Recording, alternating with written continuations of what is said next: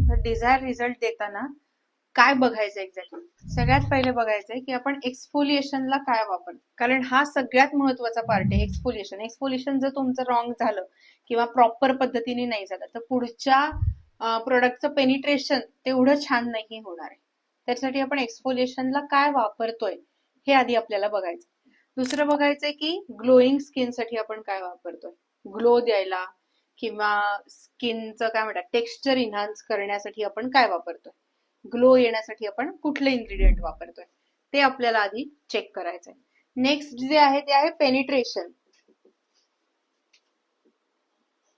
स्किनच्या आतमध्ये कुठले इन्ग्रेडियंट आपण पेनिट्रेट करतोय, म्हणजेच काय की स्किनला नीड कशाची आहे आणि त्याच्या अकॉर्डिंगली आपण प्रोडक्ट चूज केलंय की नाही पेनिट्रेशन करण्यासाठी. ठीक आहे. आणि लास्टला आपण सगळ्यात लास्टचं जे असतं ते असतं की स्किन मेंटेनन्स, म्हणजे काय सुदिंग.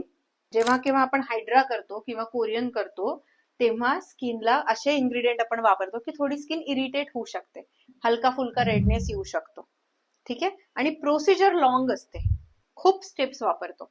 त्याच्यासाठी end of the finishing product जे असतं म्हणजे आपलं end of the procedure mask वगैरे जे वापरतो हे सुदिंग पाहिजे, रिलॅक्सिंग पाहिजे.